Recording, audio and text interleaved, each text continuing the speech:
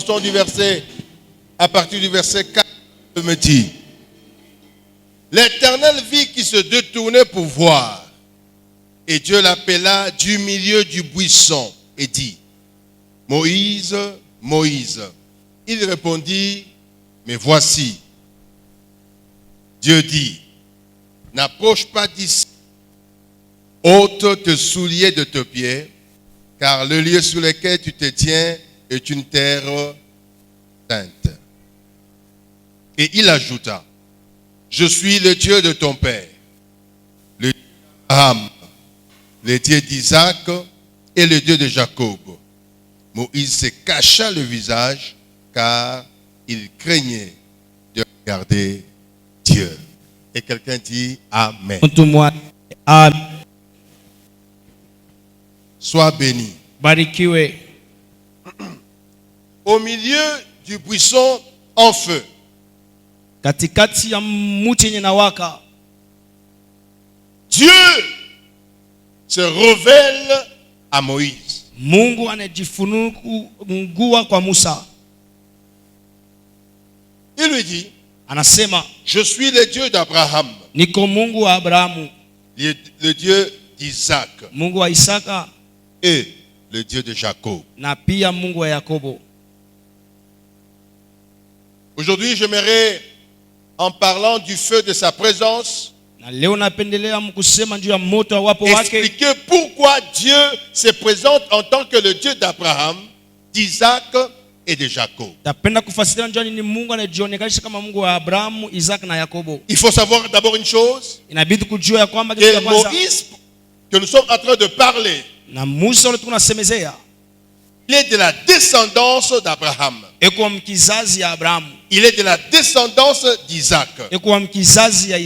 Il est de la descendance de Jacob. Et Dieu lui remonte par rapport à sa généalogie. Il lui dit, je suis le Dieu d'Abraham, d'Isaac et de Jacob. Pourquoi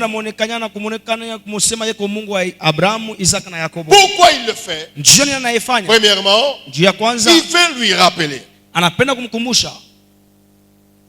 qu'il est le Dieu de l'histoire. Il n'a pas oublié Abraham. Il n'a pas oublié Isaac. Il n'a pas oublié Jacob. En d'autres mots, il n'a pas oublié les alliances. Il n'a pas oublié les accords.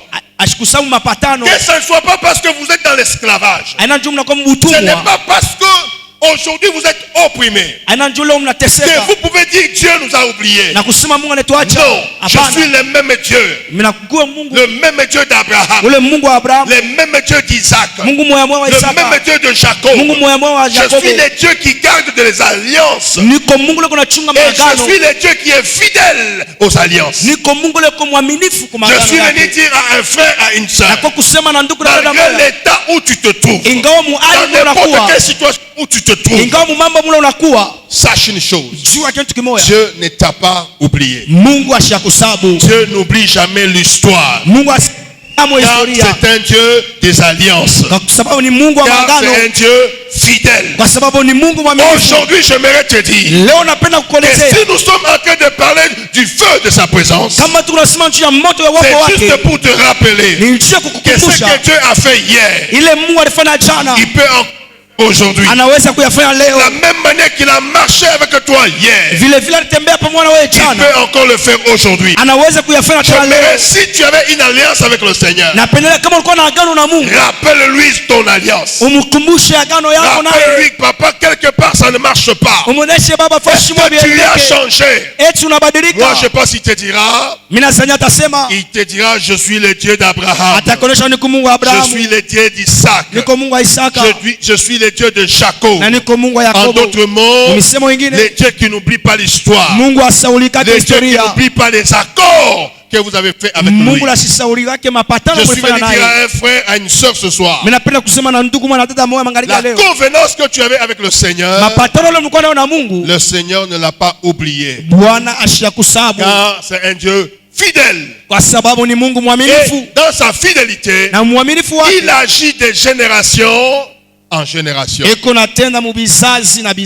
Parce que quand Dieu te fait une alliance, ça va traverser les générations. Tes enfants vivront par rapport à l'alliance que tu avais faite avec le Seigneur. Ton alliance apportera de bienfaits, même dans tes enfants et dans les enfants de tes enfants. Je suis venu renforcer la foi d'un frère. Et Dieu ne t'a pas oublié. Non, dis à ton voisin que Dieu ne t'a pas oublié. Dieu de l'histoire. C'est un Dieu des alliances. C'est un Dieu fidèle. Garde ta foi.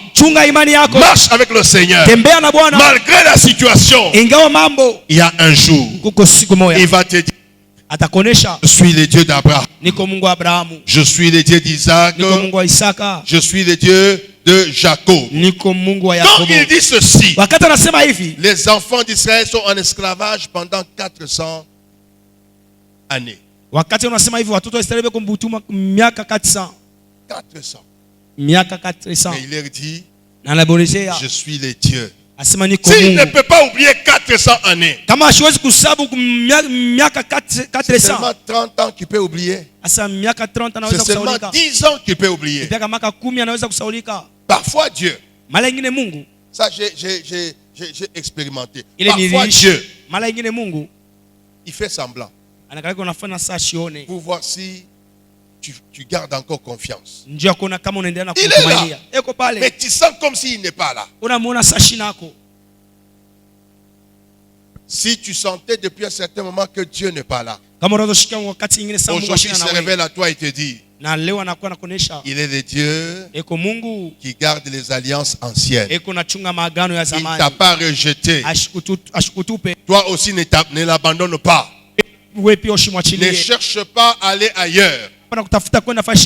Soyez comme une femme qui le mari est allé en guerre. Même s'il fait 10 ans, je suis sa femme. Quand je n'ai pas encore appris qu'il est mort, j'attends et je l'attends.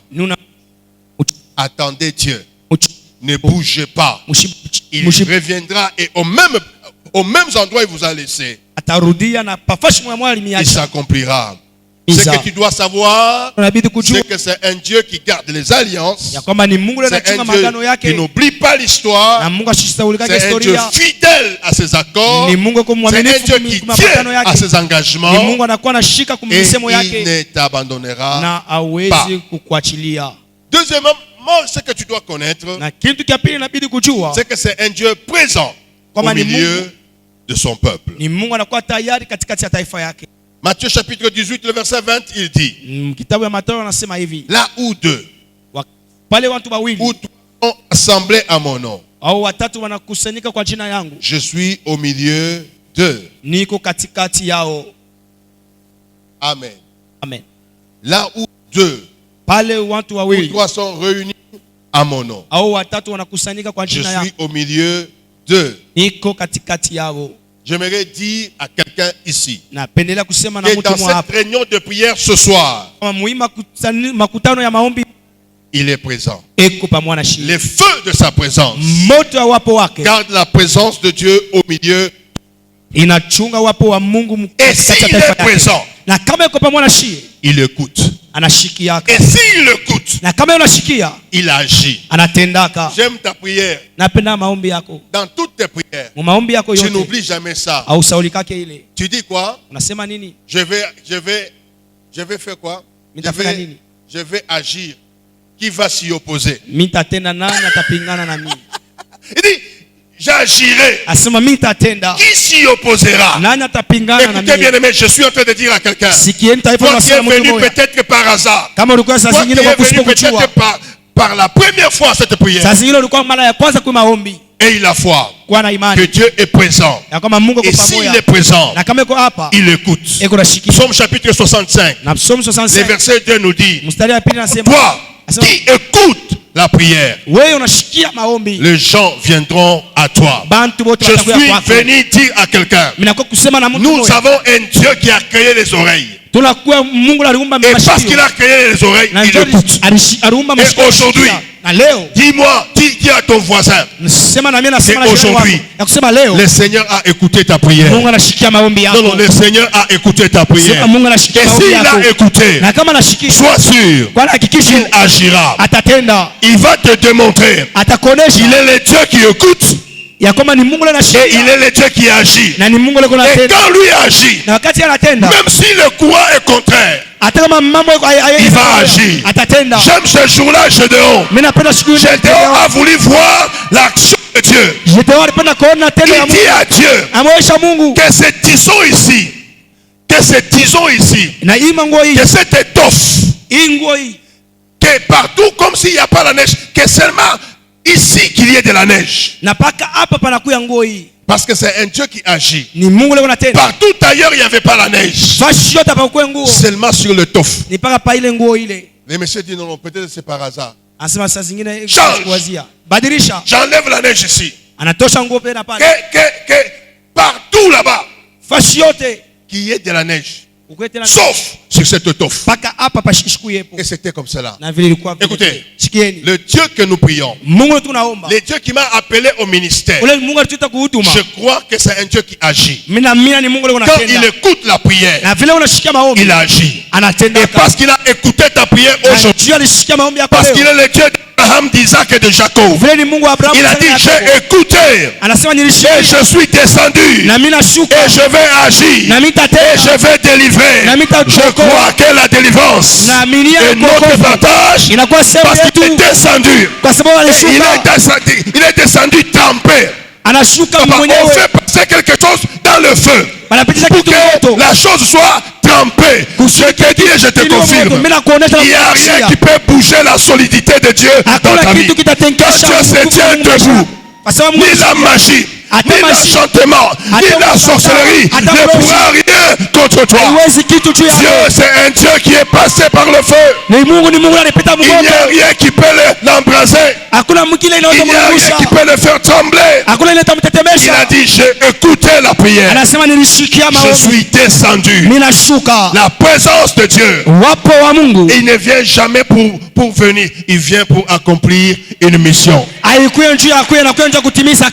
aujourd'hui, tu es parmi les gens que le Seigneur va utiliser pour accomplir la mission qu'il va faire avec toi. Troisième chose, pourquoi il a dit le Dieu d'Abraham, d'Isaac et de Jacob? C'était pour dire, comme il a dit dans la suite, qu'il a écouté. Il a dit quoi? J'ai écouté les cris. J'ai exaucé la prière. Et c'est comme cela que je suis descendu. La Bible me dit que nos prières ne montent pas dans le vide. Dieu se révèle comme celui qui répond. Je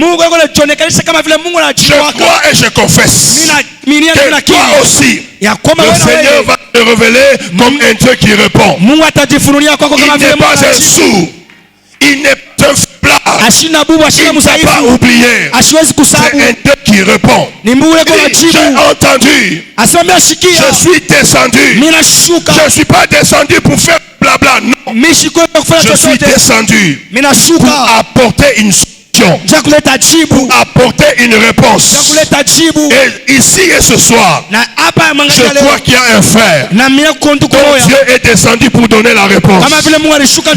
Je crois et je confesse, il y a une personne pour qui le Seigneur est descendu pour donner une réponse dans le feu de sa présence.